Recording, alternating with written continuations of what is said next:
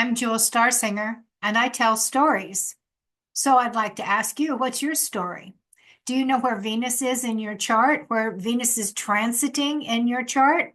Well, let's talk about Venus in Pisces and Venus in Aries, because that's what's going on for the next few months and has been going on for a while. So as Venus goes retrograde, she will go back. She's going forward into Aries and then retrograding back into Pisces. So the Pisces period has been all through the winter. And now that spring is upon us, we're looking at Venus moving into Aries, which it did on February 4th. Let's look at the chart very quickly here. Here we go. Venus in Aries, 0 degrees on the 4th of February. So let's just advance the chart. And let's see, do I have it on days? We can go on days. All right, so the days then.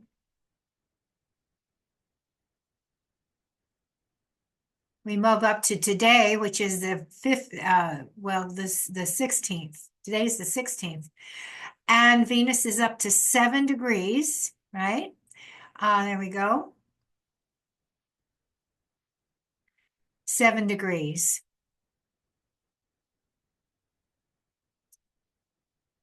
And let's move it up to, where are we going? We're going to the 21st. The 21st, oh, I went past the 21st. On the 21st,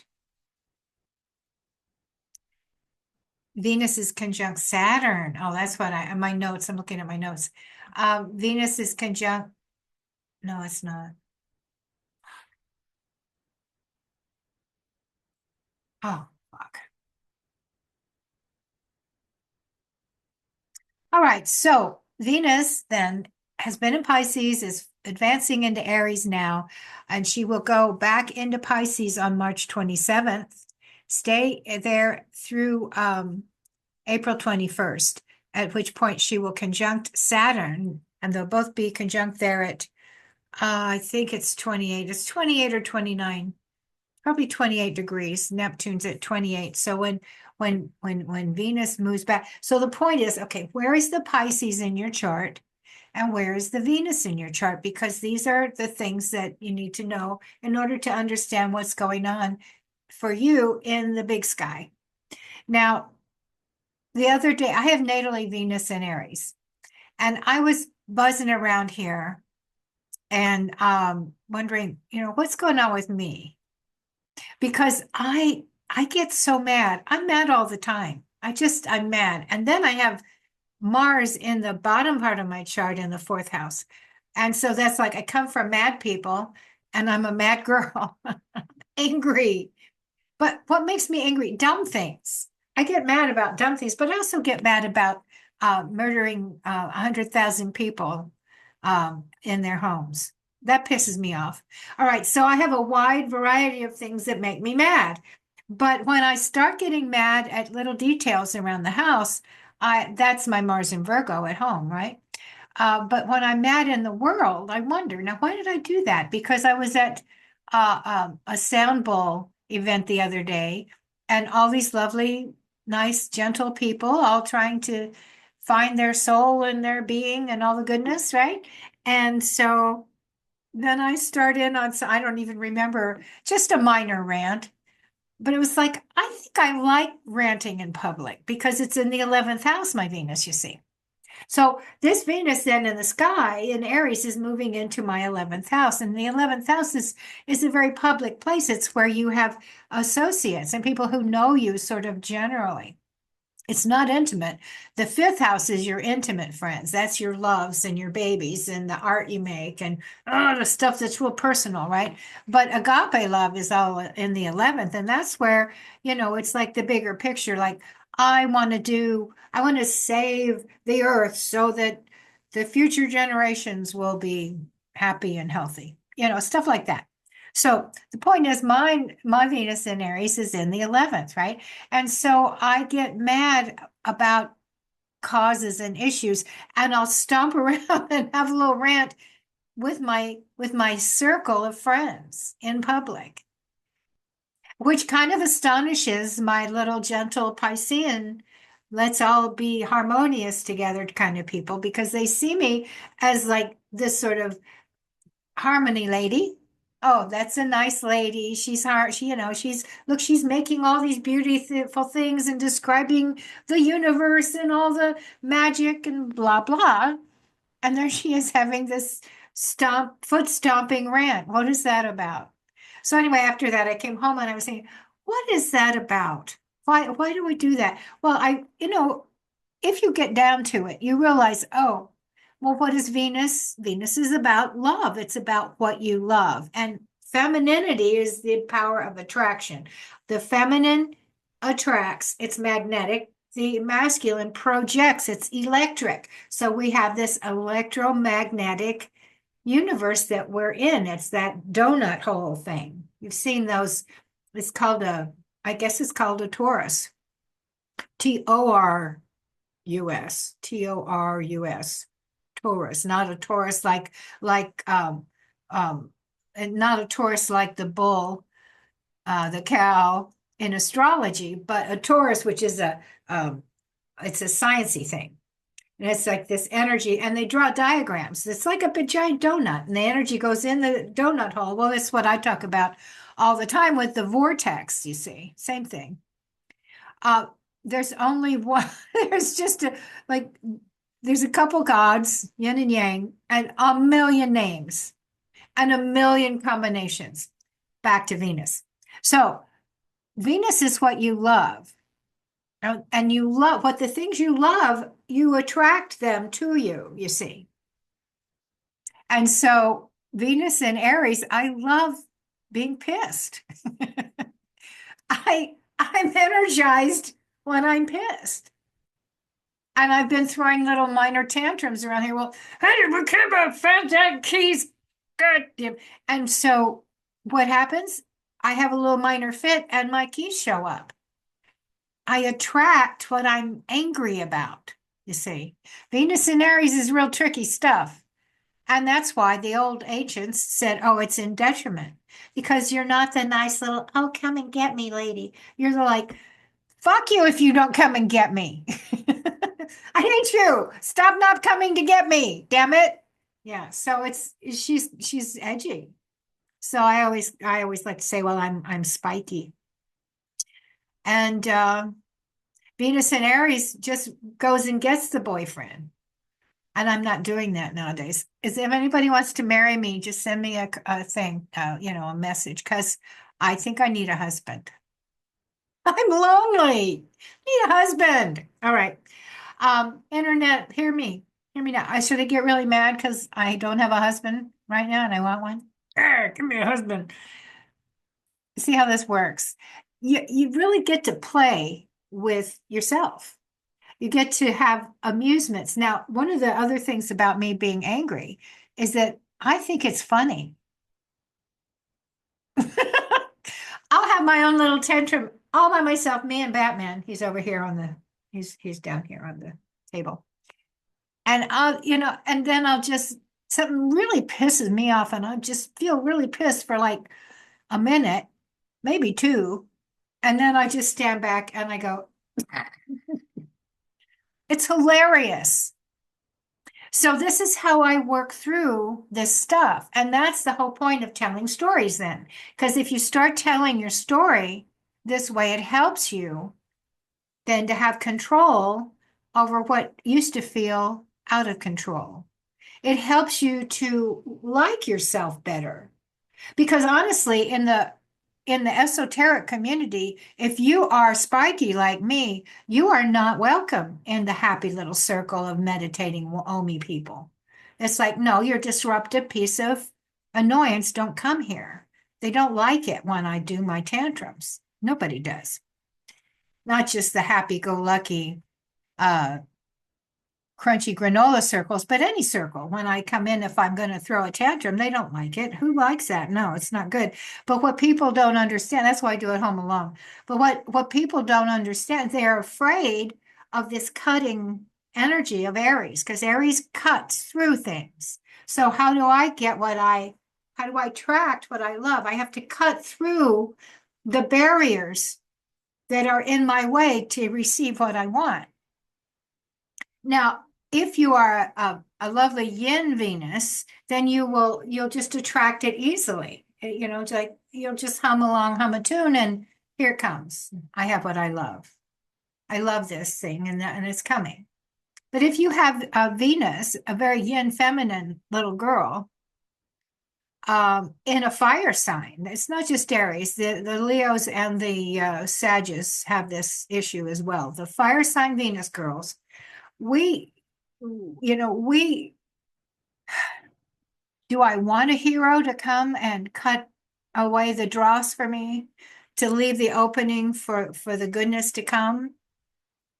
Not really. I kind of like cutting. That's why I cut my hair.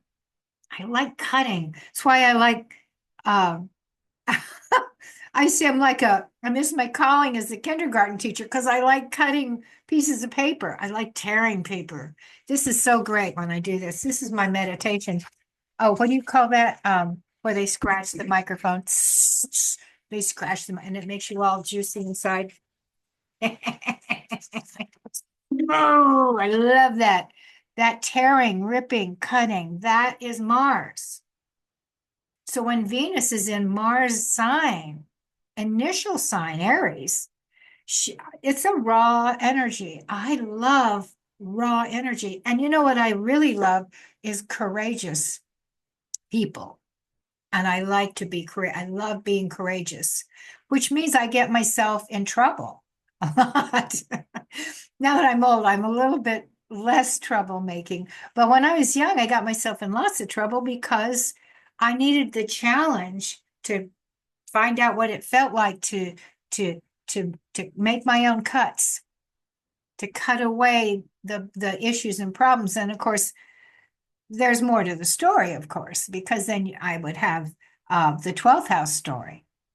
And that's all about being contained because of all the boo-boos you made on purpose. It's like when you're in the 12th house, your soul is not your friend. Well, it is in the long run, but in the 12th house, your soul is kicking your butt. So anyway, here we have number 2 is Venus. Okay, so Venus is the Empress. The Empress is, look at her, she's in the field, she's got all the goodies. She has enough to eat, she has all the bounty of nature. She's a nature goddess. And Taurus is nature. It's all the sensual, it's the delicious food, it's the smooth skin, it's the touching and the smelling flowers and smelling crap too. I mean, it's all the senses. And so we have her in Pisces. Now, what house is Pisces in your chart? Well, for me, it's the 10th. It's at the top of my chart, which is all about public image and respect. So what do I get respect for? Well, probably more for being an artist than anything else, because I make some nice pictures. There's one. All right, so here is the Pisces. So here we got our Earth goddess. And in Pisces, she's in the sign of the tarot of the moon. Well, the moon card represents fantasy and longing. And it's not real. It's totally unrealistic. The moon card is about dreaminess and dissolving reality. And Venus is a realistic girl. She's the girl that says diamonds are a girl's best friend. The Empress wants all the yummy stuff of being alive in a body in the 3D. And the moon is like transcendental, the moon card. And so Venus in Pisces is exalted because not only is she physical and delicious and bringing all the wonderful sensual pleasures, but then she can imagine and make all those pleasures subliminal, sublime. Venus in Pisces is sublime. Now, Venus in Pisces people can be too, I call it the doormat. you can be a doormat with Venus and Pisces because people take advantage of you because you're very open. It's like, oh, yes. She doesn't, Pisces doesn't know how to say no. That can be a problem for her. She needs to surround herself with energies of people who understand and appreciate her, which is why it's associated with institutions. They protect that filmy, flossy, glossy mentality, you see. So if you're really a woo-woo space cadet, you go to an ashram and you hang out with other people that are gentle and reaching for the unexplained. Or you go crazy and they put you in a hospital. Or you try suicide and they put you in that kind of hospital. Or you just lose it and rob a store and they put you in jail. In other words, you need a container to hold that tender quality. That's Venus and Pisces. Now, Venus is going into Aries, and Aries, big difference from the numinous to an emergency. The Tower, Venus and Aries is the little girl jumping out of the top of the burning tower. The Tower card is change. And it's also fearless, but it doesn't think ahead, you see. Because one of my funny things I wrote was, don't they have an elevator? Don't they have a ladder? No. Why doesn't the Tower have a ladder? Because Aries doesn't use ladders. Aries does not think ahead. Aries doesn't think. Aries doesn't even react. Aries only acts. So I think of, you think of the hero. The fireman is a great archetype for Aries. The policeman, no, that's a Saturnian archetype. But for someone who leaps in without thinking, it's response to the environment, and it's an instantaneous act. The newborn infant coming into the world. Boom, here I am. The soul is here. And what does it do? It starts screaming. Venus in Aries screams. Venus in Aries leaps. And it's not always great because she needs to be slow and taste things and feel her way through. And yet she's in this constant state of stress, leaping. I always say, if there's a button like on a wall, I'll just push the button. I'll go, I wonder what that is. I just push the fucking button. Wait a minute. Maybe it's going to make the whole building collapse. Maybe it's going to start the fire alarm. I do see, and there's no thought about it. It's like this impulse to push the damn button. That's Venus in Aries. I know what I want. I want to be brave. I attract situations that require me to have courage. So in other words, what you do with Venus in Aries is you put yourself in situations, not on purpose, but the soul part of you that's your Venus, that's your attractive thing is, what is it? What is it that you attract? What is it that you love? Venus in Aries loves to be mad. I just love anger. It feels so empowering, right? Now, learning how to use that is why we tell these stories then. Because what I've done in my life is I've learned how to use that anger to make it benefit, make it a benefit, right? You start to massage those words like sensual and immediate gratification and instinctive, impulsive action. Impulse. Sometimes your first impulse is the correct one. the one you didn't think about. That's Venus in Aries. So she might get in trouble if she doesn't instantly act. If she keeps trying to mull it over, she might just put herself in a terrible situation. Whereas if she were to just push the button and see what happens, because the soul inside and around you, because your soul it doesn't have a shell. The soul is that Taurus. It's the electromagnetic being. It's not just thinking. It's not just a touchable. It's the whole package. The yin combined with the yang down the center in the vortex. So Venus in Aries is an interesting combination of a yin archetype and the most yang of situational things of the outfit. I like to say your life is like a play, and the planets are all the archetypes, and those are the actors. So what part of you is your Venus part? It's your feminine yin sensual part, the part that tastes the world with all the senses. And then the costume that she's wearing will determine how she interacts with the environment. When Venus is in Taurus, that's her right sign, and she's going to take it slow and test all the possibilities with all of the sensual skills that she has. Whereas when she's in Aries, she's not going to know it. She's going to pushing that button. So that's Venus in Aries. And she's going to be mad, and she's going to enjoy pushing. She's going to enjoy punching out.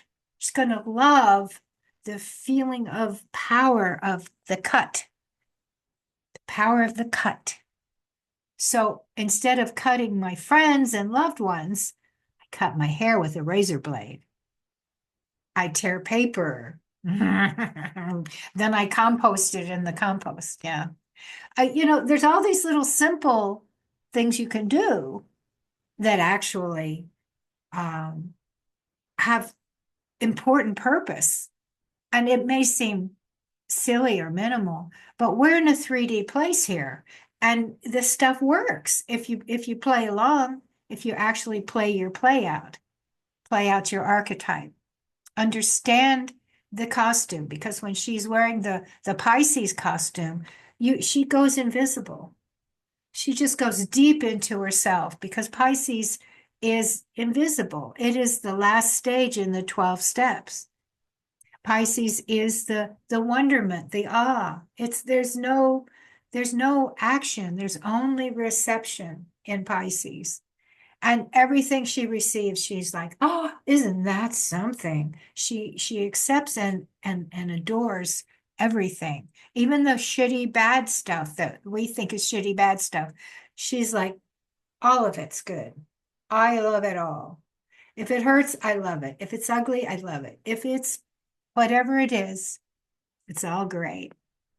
And then that's Pisces. And then she puts on her Aries armor and gets her little Aries spear. She's like, no, that was ugly. Ick. Oh, no, cut that away. No, don't like it. Hey, how about this? Boom, push the button.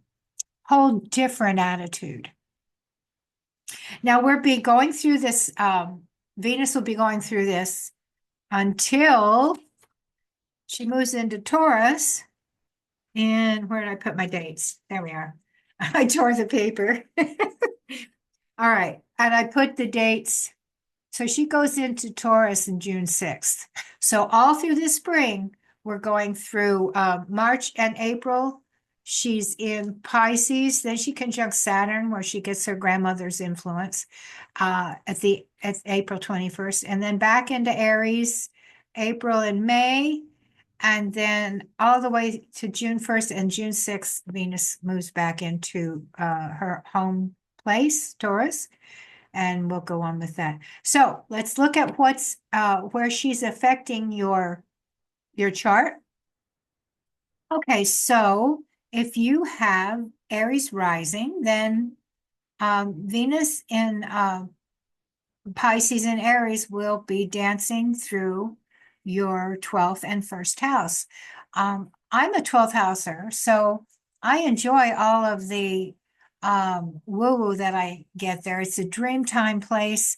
It is a place of internal introspection, and it's natural for me because in my chart, it's the ruler of my chart.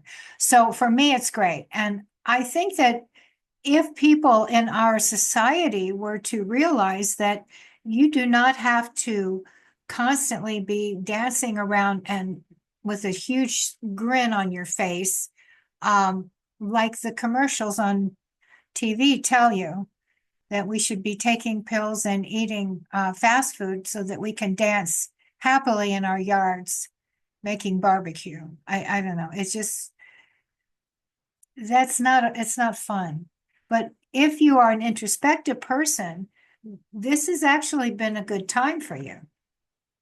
And as Venus comes into your first house, then your identity is just going to blossom because you get to use your spear and cut your stuff, and you're cutting away at the parts. Now, here's a fun thing. We're always talking about healing and everybody wants to heal. Well, rather than that, I just like to say, oh, here I am doing this activity and I don't like it. Can I just remove it? Because maybe it doesn't belong to me. Why am I doing that? Uh, I don't, I keep doing that. Why do I keep doing it? Can I just remove it? So as Venus comes into your first house, I think you can do that with your soul. You can just go, I know, I don't like it. I don't need it. Bye, cut. So it'd be a lot of cutting away from the way that you show yourself, the way that you appear. Okay, now let's move it to Taurus rising. And when Taurus is rising, Venus in Aries is in your 12th. And they say that Venus in 12th is bed pleasures, but that doesn't mean just sex. That means the comfort of the solitude and the literally the silk pillow and the feathers and the candlelit room, all of the mystique of being in your cocoon, in your nest. And so this is probably a good time to I don't know what you would do to cut away and maybe cut out the parts in your bedroom, in your quiet space that don't belong there. You could cut those away, you see. All right, so then we move to Gemini rising, which puts Venus, like I have it natally, in the 11th and the Pisces in the 10th. So that's about 10th is your public reputation. They say career, but it's really your reputation. And then 11th is the cohorts that you work with in the world and the causes that give you hope and that you can fight for. And fighting for a cause with Venus in Aries in the 11th is that's just a natural. All right. And then we put it in Cancer rising, and it's in the 9th and 10th houses. And so that means your philosophy, yes? Your philosophy and your career. So those two go hand in hand as well. Philosophy is number 9, it's Jupiterian. Reputation is number 10, that's Saturnian. And those are a couple, that's a mated pair, you see. That's the fifth chakra stuff. All right. And then moving on to still with Cancer. Leo rising, then it's going to be 8 and 9. 8 is the fruits of partnership. Who are you dealing with? Who do you, Venus is what you love. So who do you love that's in your dealings that you owe? Who do you owe something? And do you love them or do you not love them so much? Because when Venus is in there, you know, are you a victim of your partners That's going to be an issue with Venus in the eighth. And when it's in the ninth, then it's going to be then again cutting away at ideas and ideologies that may not, that you don't love. I don't love that idea anymore. Get rid of it. All right. So then we go Virgo rising will be 7 as Pisces. So Virgo rising um, partners. It's all about your partners. And is your partner spiritual or drunk? That's the Pisces dilemma. Are you going to surrender? Pisces either surrenders to the bigger divine picture or to the numbing down in the physical, in the 3D. So a lot of times the Pisces people are addicts.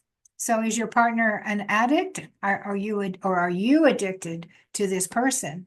And then you move it when it moves into the eighth. Once again, we're going to cut away and maybe get rid of these people that are in debt to you or that you're in debt to them.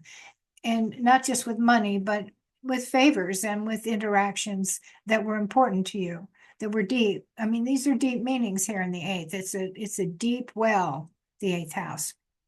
Okay, now Libra is Venus's alter ego, and that's going to be in the sixth house. And the sixth house is is Pisces in this layout and Aries in 7. And the sixth house is going to be about your duties and responsibilities. So to whom are you responsible, and are they helpless, or are you helpless? Are you their victim? Are you beholden? The sixth house is always about the daily grind. What is your daily ritual? Is it spiritual, or are you just hitting the bottle? All right. And then when it moves back up into the seventh, you're going to find partnership. Partnership is the issue in number 7, and it's marriage, but it's also business partners. It's long-term contracts, deals. It's the deal. It's the art of the deal. So is this deal working, or do you need to cut it away? Do you love this deal? And can you pinpoint and target? Because that's the spear, right? Aries has that spear, has a knife, but it's also a spear. So can you target what it is that you love about this partnership, you see? Okay. Then we go to Scorpio rising, and we say it's going to be in the 5 and the 6th house. So with Pisces in the 5th house, your creativity is vast. And 5 is the yang creativity. That is the father's creativity. And what the father doesn't nurture. He just shoots out the little target. He shoots at the target, right? He's the shooter. He's the sun. He comes up in the day and he's like, oh, warm you up. Okay, it's afternoon. Goodbye. Right? So he's cyclical as well. But the sun is your vitalities. The sun brings you the spark, wakes you up. Now in countries where the sun is our friend in our northern climates, but in southern climates, like in Indian astrology, the sun is malevolent. It is not your friend. It's very hot, and it's not your friend. They like the moon better, you see. So anyway, the 5th house then is that masculine procreativity. And that's where you make a thing and then you show it off, because the sun's a show off and our soul needs to show off. So anything in the 5th house is about what we've made and what we're showing. And that's pride. And so Venus in Aries, in Pisces, and the 5th is going to be a very sweet way to be proud. It's a sweet pride, because Venus in Pisces has a sweetness and an acceptance that is just, it's divine. It's transcendental. Venus in Pisces is a blessing, you see. And when she moves into Aries in your 6th house, that's when you're going to have to go, well, I've got to get on this program and cut this thing out. And, I've got to water my plants, and I've got to do my daily routines and cut out the parts of my daily routines that are not working for me. because Venus in Aries is all about cutting away the parts you don't like. So for that, that's what the 6 will bring. Sagittarius rising. We're talking 4th house, 5th house here. So Venus in the 4th house in Pisces, this is going to be like a reconnection on a spiritual level with your roots. And when it moves into the 5th house, it's going to be, well, what am I going to make now? I don't want to make that anymore. What do I love making? What do I love creating? What do I want to show the world about me? And what do I want to cut out and not show the world and just be done with? Because Venus in Aries loves to cut and clean out. She loves to kill the enemy. So what's the enemy of your creativity in this layer? Is Capricorn rising. So Pisces in the 3rd is, this is whenever Pisces, anything Piscean is in the 3rd, and the 3rd is your mental house, you're psychic. So as Venus transits through the 3rd house of your chart, you're just getting impressions. It's just like daydream, constant daydream. She's just tingling your brain, and your brain is sort of going out into the cosmos, into the Akashic record, into the alternate levels of creation. And then she's going to move into your 4th house, where you're going to say, well, what was it that I learned from my family and inherited that's not working for me? What do I not love about my DNA? Now, I don't know if you can change your DNA, but that's what the 4th house is. It's what you were made from. So how do you like and love what you're made from if you've been told it's wrong and bad? Because a lot of times society influences our view of our person. And society right now is trying to stop being so judgmental on people's differences, and that's a good thing. But for ourselves, our personal soul talk, the 4th house is where it describes what you're made of. And so if it's got Mars down there, Aries, it's about, I am made of impulse. There isn't a lot of knowledge here. There's yang projective energy. This is a power, but it's not something that you can describe easily because, like I said, it's just, I'm going to push that button, push the button.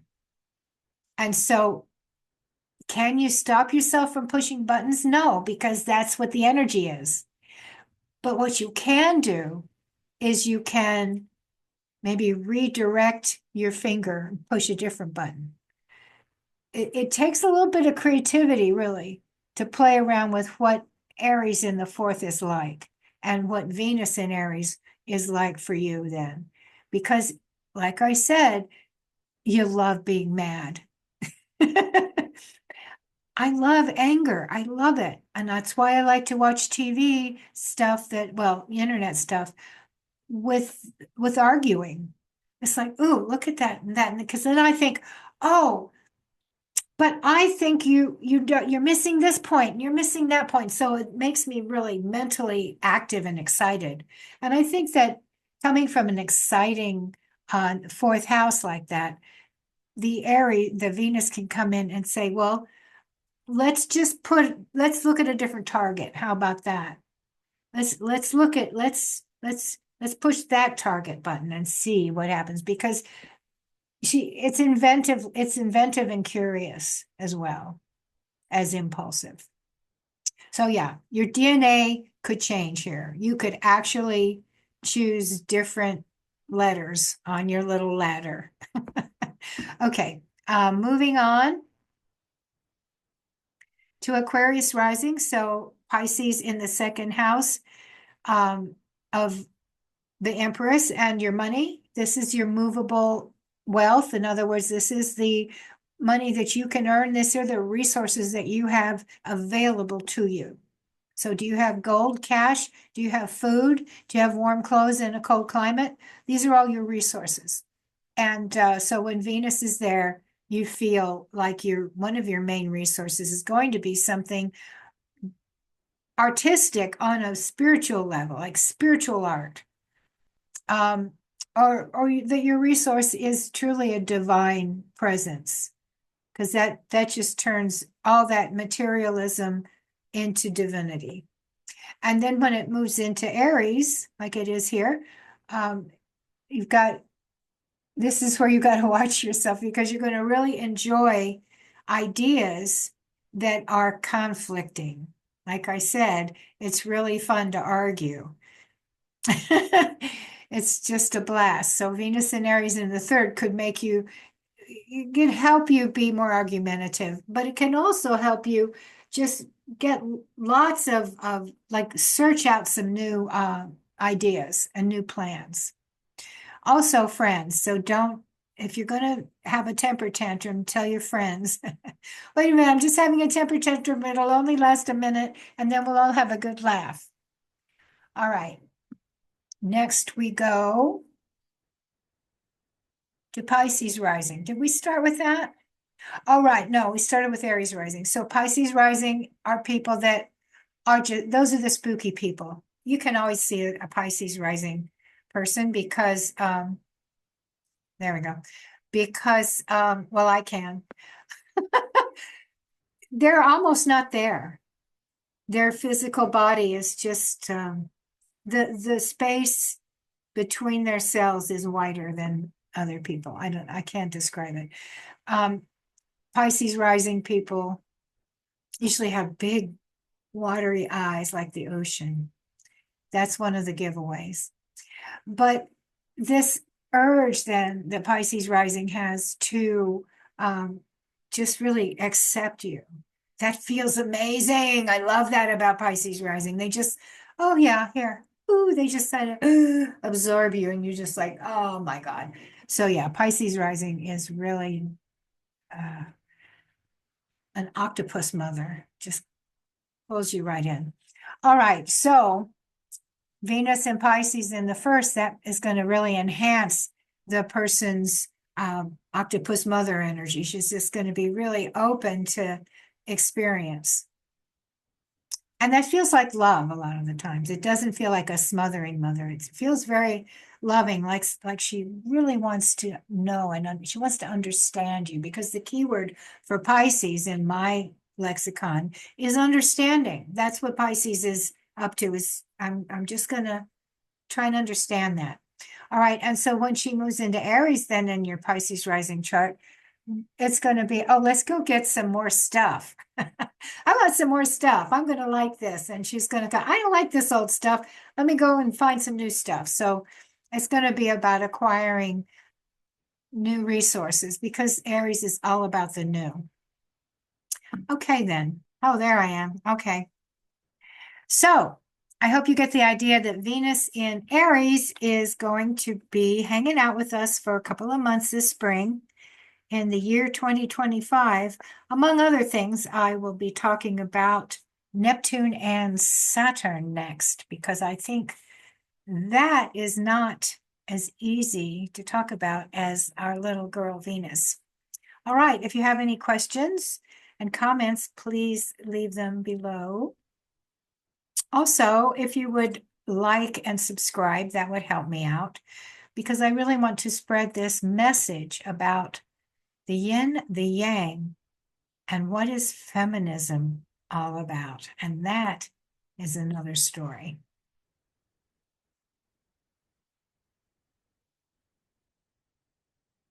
Oh, go. Hi, I'm Jewell Starsinger, and this is Batman. We tell stories. What's your story? Join me live on Tuesdays on YouTube, 6 p.m. Batman, 6 p.m.